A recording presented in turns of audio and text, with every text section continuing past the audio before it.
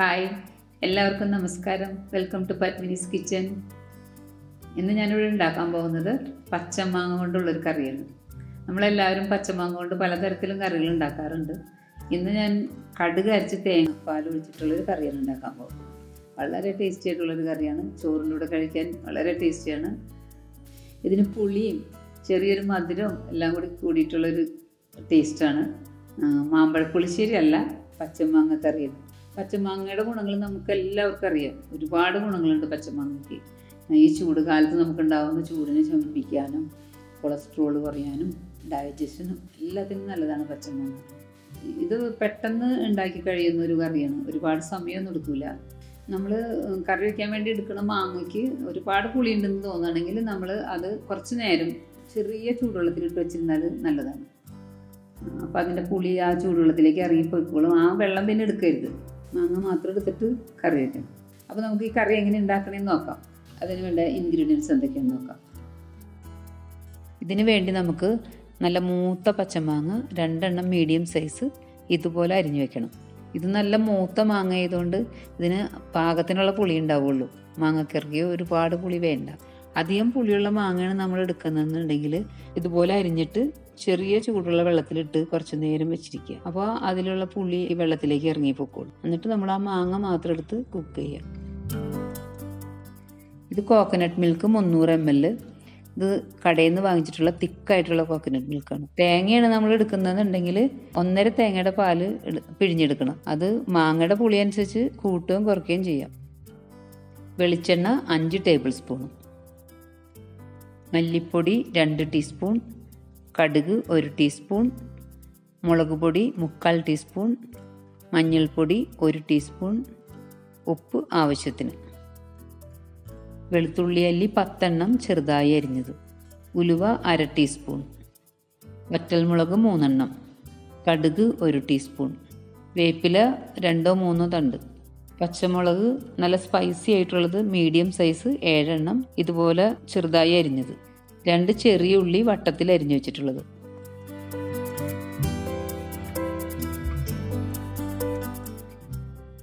ഇനി നമ്മൾ ആദ്യം തന്നെ ചെയ്യേണ്ടത് മാങ്ങയിൽ പുരട്ടി വെക്കാനുള്ള അരപ്പ് തയ്യാറാക്കിയെടുക്കുക. അതിനായിട്ട് നമുക്ക് മിക്സിയുടെ ചെറിയ ജാർ എടുത്തിട്ട് അതിലേക്ക് മഞ്ഞൾപ്പൊടി,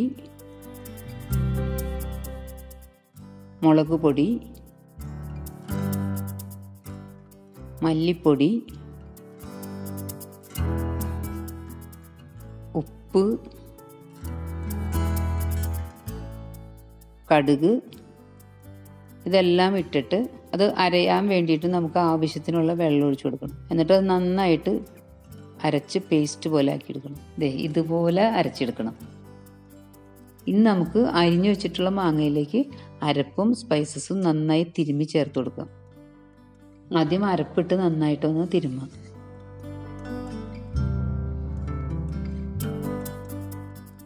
അതിനുശേഷം പച്ചമുളക്, വെളുത്തുള്ളി, വേപ്പില ഇതെല്ലാം കൂടി നന്നായി തിരുമ്മി പുരട്ടി വെക്കുക.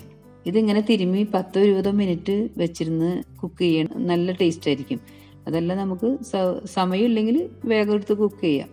ഇനി നമുക്ക് കുക്ക് ചെയ്യാൻ തുടങ്ങാം. അതിനായിട്ട് ഞാനൊരു സ്റ്റെയിൻലെസ് സ്റ്റീലിൻ്റെ പാനാണ് എടുത്ത് അടുപ്പത്ത് വെച്ചിട്ടുള്ളത്. പാത്രം ചൂടായി കഴിയുമ്പോൾ നമുക്ക് ഇതിലേക്ക് വെളിച്ചെണ്ണ ഒഴിച്ചു കൊടുക്കാം. ഹെൽത്തിന് നല്ലതല്ലാത്ത കാരണം ഞങ്ങൾ നോൺ സ്റ്റിക്ക് പാത്രം ഉപയോഗിക്കാറില്ല. വെളിച്ചെണ്ണ നന്നായിട്ട് ചൂടായി കഴിയുമ്പോൾ നമുക്ക് അതിലേക്ക് ഉലുവ ഇട്ട് കൊടുക്കാം. ഉലുവ നന്നായി പൊട്ടി തുടങ്ങുമ്പോൾ കടുക് ഇട്ട് കൊടുക്കണം.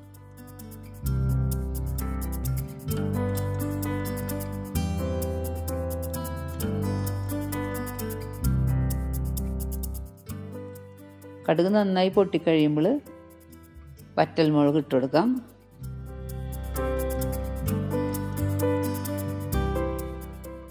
ചെറിയ ഉള്ളി ഇട്ട് കൊടുക്കാം. വേപ്പില ഇട്ട് കൊടുക്കാം. ഇനി ഇത് നന്നായി വഴറ്റണം. ഉള്ളി ഇതുപോലെ ഗോൾഡൻ കളറായി വരുമ്പോൾ നമുക്ക് ഇതിലേക്ക് അരിഞ്ഞു വെച്ചിട്ടുള്ള മാങ്ങ ഇട്ട് കൊടുക്കാം.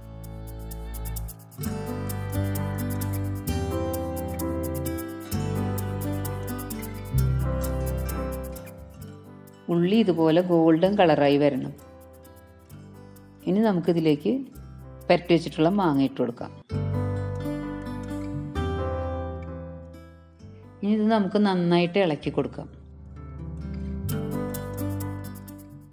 കുറച്ച് നേരം ഇളക്കി വഴറ്റിയെടുക്കണത്.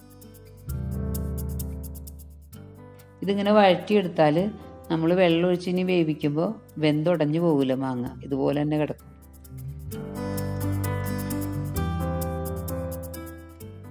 ഇതിങ്ങനെ ലോ ഫ്ലെയിമിലിട്ടിട്ട് നമ്മൾ കുറച്ച് നേരം ഇളക്കി കൊടുക്കണം. ചില മാങ്ങ വേഗം വഴണ്ട് കിട്ടും, ചില മാങ്ങ ഇത്തിരി നേരം പിടിക്കും.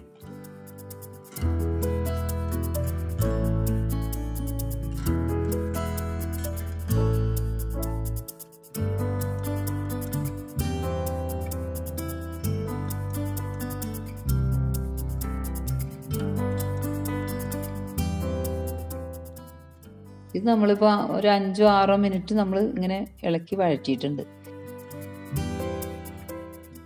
ഇതിപ്പോൾ ഏകദേശം ഓൾമോസ്റ്റ് വഴണ്ട് വന്നിട്ടുണ്ട്. ഇനി ഇതിലേക്ക് നമുക്ക് ലോ ഫ്ലെയിമിൽ ഇട്ടിട്ട് തന്നെ വേണം കേട്ടോ ചെയ്യാൻ. ഇതിലേക്ക് ഇത്തിരി തിളച്ച വെള്ളം ഒഴിച്ചു കൊടുക്കണം, അതൊന്ന് വെന്ത് കിട്ടാനായിട്ട്.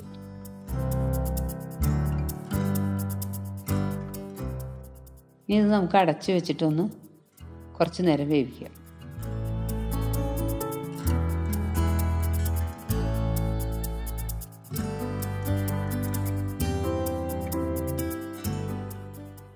ഇടയ്ക്ക് ഒന്ന് തുറന്നു നോക്കി ഇളക്കി കൊടുക്കണേ, അല്ലെങ്കിൽ ചിലപ്പോൾ അടി പിടിക്കും.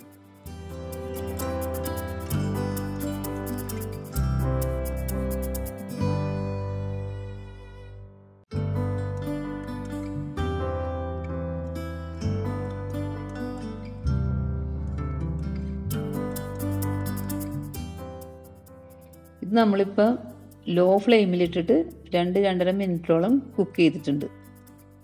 ഇനിയിപ്പോൾ വെന്ത് കാണും, അപ്പോൾ നമുക്കൊന്ന് തുറന്നു നോക്കാം. ഇപ്പോൾ ഇത് നന്നായിട്ട് കുക്കായിട്ടുണ്ട്. നല്ല മസാലയൊക്കെ നന്നായിട്ട് പിടിച്ച് നല്ല വാസനയൊക്കെ വരുന്നുണ്ട്. ഇനി ഇതിലേക്ക് നമുക്ക് തേങ്ങാപ്പാൽ ഒഴിച്ചു കൊടുക്കണം. ഇനി ഇത് നമുക്ക് നന്നായിട്ട് ഇളക്കി യോജിപ്പിച്ച് കൊടുക്കണം. ഇപ്പോൾ നമ്മളിത് ഏറ്റവും ലോ ഫ്ലെയിമിലാണ് തീ വെച്ചിട്ടുള്ളത് കേട്ടോ. ഇനി ഈ തേങ്ങാപ്പാൽ തിളയ്ക്കാൻ ഇടവരരുത് കേട്ടോ, തീ അതിനു മുമ്പേ ഓഫ് ചെയ്യണം.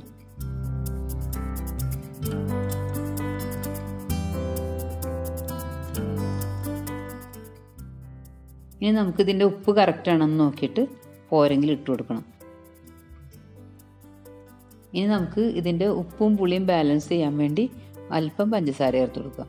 കുറച്ചും കൂടി ഹെൽത്തി ആയിട്ടുള്ള ഓപ്ഷൻ വേണമെങ്കിൽ പഞ്ചസാരയ്ക്ക് പകരം ശർക്കര പൗഡർ ഇട്ട് കൊടുക്കാം. ഇനി നമുക്കിത് ഈ ചൂടോടെ തന്നെ നന്നായി ഇളക്കി യോജിപ്പിച്ച് കൊടുക്കണം. ഇപ്പോൾ നമ്മുടെ മാങ്ങക്കറി റെഡി ആയി കഴിഞ്ഞ്. ഇപ്പോൾ കണ്ടോ, നല്ല ഭംഗിയുണ്ട്, അതുപോലെ തന്നെ നല്ല മണം വരുന്നുണ്ട്. ഇനി നമുക്കിത് സെർവ് ചെയ്യാം. ഇതിന് നല്ല പുളിയും ഉപ്പും എരിവൊക്കെ ഉള്ള ഒരു കറി ആയതുകൊണ്ട് ഇതിന് ഇനി വേറൊരു കറി ആവശ്യമില്ല. ഇപ്പോൾ എല്ലാവരും ഇതൊന്ന് ട്രൈ ചെയ്ത് നോക്കണം. വളരെ ടേസ്റ്റി ആയിട്ടുള്ള ഡിഷാണ്, അതുപോലെ തന്നെ എളുപ്പം ഉണ്ടാക്കാനും പറ്റുന്നു. ഇത് കണ്ടോ, ഇത് കാണുമ്പോൾ തന്നെ നമ്മുടെ വായിൽ വെള്ളം വരും. ഇത് ഞാനിവിടെ നല്ല കുത്തരിച്ചോറിൻ്റെ കൂടെയാണ് വിളമ്പാൻ പോണത്. ഇതിൻ്റെ കൂടെ ഞാൻ തോരനും പപ്പടവും മാത്രമാണ് വിളമ്പുന്നത്.